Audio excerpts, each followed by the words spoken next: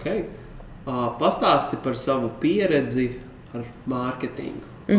Reklāmas sākumā pati taisīju, jo katram ir dažādi interesanti stāsti ar reklāmas cilvēkiem, digitāla mārketinga aģentūram. Bieži es esmu reti, kad dzirdējis, kad viņiem bijis 1 vai 2, parasti es dzirdu 5, 6, 7 un 8. Pastāsti par savu pieredzi. Tagad skatās cilvēks, tagad taisa uzņēmumu, domā ņem mārketinga aģentūru. Kas ir jāņem vērā? Sākumā pastāst savu pieredzi un tad kaut kāds mācības. Sākās viss ļoti tādā primitīvā veidā. Es pati visu taisīju, bet tas bija tad, kad tas bija vienkārši un tad, kad arī bija minimāla konkurence tajā, tieši, teiksim, metas tajā reklāmas kabinetā.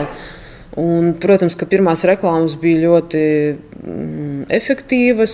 Tur, man liekas, varēja jebkādu bildi ielikt, ja tas bija kaut kas, varbūt saistīts vienkārši. Jā, mēs likām vienkārši tur kaut kādas bildes, kur uz rokas kaut kas vai ausīs ir.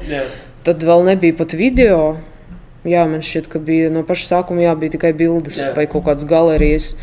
Un, tie bija laiki, kad par pirkumu varēja, piemēram, 1 eiro samaksāt. Tie bija labi laiki.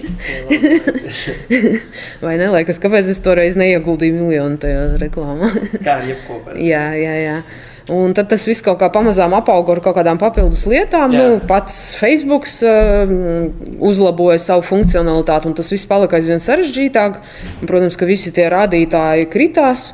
Un tad es sapratu kaut kādā brīdī, vai es pat ar to nodarbojos 100%, vai arī es meklēju cilvēku, kas ar to nodarbojas 100%. Jo savādāk tu netiec tam visam līdzi, un tu dari kaut ko, kas nav varbūt, ko nevajag darīt, kļūdies, maksā par to. Un es tagad pat neatceros, kura bija pirmā aģentūra. Mēs mēģinājām ar aģentūrām strādāt, jā. Kaut kādu, man liekas, viena no lielajām, kam ir arī filiāli Latvijā. Un tā pieredze mums bija negatīva. Kas tieši?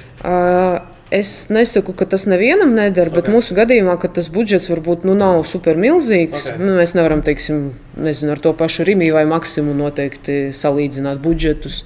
Jo iepriekšējā podkāstā, kur bija Maino Vegankoks, viņa arī stāstīja par to pieredzi un teica, ka bieži vien, kad strādā ar tām lielajām aģentūrām, kad tur saka, mēs tur ar IKEA vēl kaut ko strādājam, tur jau tā kreativitāte vajadzīga mazāk, jo visi jau zina, kas ir tas pa zīmolu, tādiem mazākiem jauniem, tu jau tur riktīgi jādomā, kā izcelt to. Jā. Tas varētu būt viens. Otrs, man šķita, ka viņi tā kā līdz galam neiedziļinās mūsu kaut kādā produktā un specifikā, bet iespējams tas izriet no tā, ko tu saki. Ja tas ir IKEA, pa lielam jebkuram ir skaidrs, ko tur var nopirkt. Tur nav jādomā. Jā, tev nav jāiet, tur jāpēta, ko jūs tur pārdodat, ko pērk, ko nepērk, kas ir populārs, jā. Un tad, principā, cik tā informācija, cik es viņu varu iedot tam cilvēkam, kas ar mani strādā, es nevaru visu atcerēties, viņš arī visu neatcerās, ko es viņam stāstu. Tas bija Facebook vai arī Google kaut ko laida, tikai Facebook strādā? Man šķiet, ka viņi mums tikai ar Facebooku strādāja. Facebooks, Instagrams, es neatceros, kurā gadā viņi uz to metu pārsaucās. Bet, jā, un kaut ko mēs tur mēģinājām, kaut kas strādāja, kaut kas nestrādāja, bet mans iespējas bija tāds, ka tur ir jēga iet, ja tev tiešām ir milzīgs budžets un ja tev nav katra kapeika jāatsako. Katrs cents. Un tad varbūt tu vari taisīt vairāk tādas brand awareness kampaņas, kaut kādas televīzijas reklāmas, teiksim. Tas pats Rimi un Maksimu, tas vienmēr ir tāds labs piemērs, jo visi viņu zina. Ja tu redzi reklāmu, ka tur ir desus uz atlaidi, tev pa lielam viss ir skaidrs. Tu ēd desu, tu zini, kā viņa garšo, tu zini, kur viņu nopirkt, viss. Ja tas ir kaut kas varbūt mazāk pazīstams, tad tur kaut kā savādāk jāpieiet. Un mums vienkārši tās reklāmas nebija efektīvas. Mēs, mainījāt, iet tā. Rupji sakot, vienkārši iztērējām naudu un sapratām, ka šis veids mums nedara. Tā kā tas beidzās ar mīnusiem. Tas nebeidzās ar pēļu. Es teiktu ar nulēm, jā, bet mīnusu gluži ne, bet bija skaidrs, ka šis neies krastā, ilgtermiņā.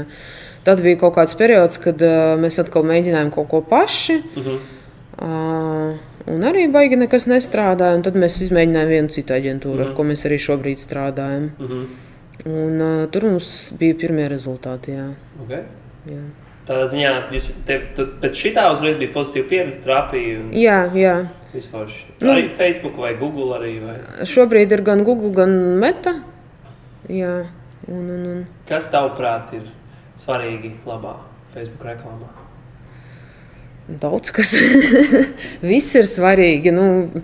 Galvenais, es teiktu, aizķert to cilvēku, pievērst uzmanību, tas ir pirmais. Bet tas jau viss rodas kopā no dažādām detaļām, un tu nekad nezini, kas uz ko nostrādās. Vienam tā var būt skaņa, citam kaut kāds teksts, citam vispār kaut kāds vizuālais tēls, kā tas viss kopā izskatās. Tāpēc man nebūs tādas formulas. Okay.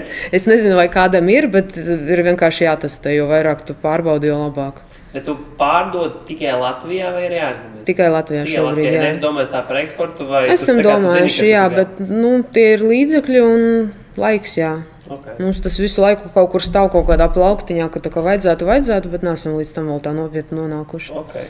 Un tad tā pārdošana tieši B2C nav B2B, kaut vairums uz apjomu kādiem citiem veikaliem? Baigi, nē. Mēs strādājam ar Latvijas pērlēm, kas ir vis kaut kur Latvijas, varbūt mazpilsētās vairāk, šur tur arī Rīgā. Jā, nē, tur ir ļoti forši veikali, tur var visu kaut ko aiziet nopirkt vai nu sev kādu nieciņu vai dāvanām, jā. Okay. Tas mums ir tāds B2B klients. Tas, laikam, arī viss bija kaut kāds periods, kad mēs ļoti daudz ar tādiem veikaliem strādājām, bet tas bija arī periods, kad viņi bija populāri, visi tie latviešu darinājumi veikaliņi, un tagad, man liekas, viņi ir palikuši ļoti maz. Pastāst par to pieredzi ar veikaliem. Oi, tas bija traki. Visiem, man liekas, ir tā pieredze. Arī, jā, visi, kas ir vairāk kā, 5, 7 gadus, man liekas, visi tam ir gājuši cauri. Tas bija tāds trends, manuprāt, sāka vērties vaļā veikali, kur ir visādi latviešu darinājumi. Tur sākot ar rotām, beidzot ar kaut kādām kosmētiskiem līdzekļiem, tur ādas izstrādājumi tā tālāk. Un tie veikali ņēma uz realizāciju lietas pārsvarā. Protams, ka neviens negrib riskēt. Tas ir realizācija. Tas nozīmē ar pēcmaksu. Tad, kad tu saražo, iedod preces, viņi izliek viņas, un tad, teiksim, kā jūs tur vienojaties vai reizi mēnesī, vai reizi nedēļā, tad paskatās, kas ir pārdots, un par to attiecīgi arī samaksā. Daudziem mācību, ka šī ir kļūda, un tā nekad vairs nedarīt. Kā tev? Jā, es neteiktu, ka tas tagad attiecināms uz visiem. Tas ir atkarīgs varbūt no preces, no tā, cik ir pašizmaksa precei, kāds ir varbūt vispār stoks tam ražotājiem. Teiksim, ja viņam tur stāv noliktavā un nav kur likt, varbūt, ka var iedot, varbūt, ka kaut kas tur aizies. Bet jā, kāpēc man tā bija kļūda? Tā preču maiņa bija diezgan lēna, respektīvi pirkumi bija maz no katra tā veikala, bet sanāca diezgan daudz saražot. Diezgan liels stoks beigās izveidojās pa visiem tiem veikaliem. Tas laiks patērētājs. Laiks, protams, paši materiāli un tas, ka, teiksim, tur ir kaut kāds X veikals, viņš pārdod tur 10 auskariņus mēnesī, un tad sākas, mums šito nepērk, varbūt samainīt, vajag citas krāsas, citus modeļus. Vienmēr jau tas klients atnāk, un viņam vajag to, kas nav. Viņam nedara šis, viņam vajag tādu pašu, tikai zilā krāsā un lielāku, mazāku, tur nevis zeltā, bet sudrabā un tā tālāk. Un tad mēs tur kaut ko mēģinājām mainīt, līdz sapratām, ka tas ir vienkārši bezjēdzīga laika tērēšana. Bija kaut kāda atsevišķa veikala, kas labāk strādāja, bet, iespējams, ka nav tik daudz to cilvēku, iedzīvotāju uz vienu to veikalu tajā brīdī, kad viņu bija daudz. Vienkārši tur tie pirkumi bija tik, cik bija. Jā. Un tas tagad tikai tā Latvijas pērle? Tagad tikai Latvijas pērles. Protams, ja kāds grib tirgot, aiziet uz priekšu, bet ar priekšmaksām. Ir iespēja kaut ko samainīt, teiksim, ja tiešām kaut kas iestāvs vai, nezinu, tur brāķis tiek atsūtīts. Bet, lai ir tas... teiksim, tā ieguldījums no tās otras puses arī, kad ir lielāka, tieši tā, lai ir lielāka motivācija kaut ko darīt, jo savādāk tu paņem, viņš tur stāv, ir, nav. Es jau neko nezaudēju, vai ne?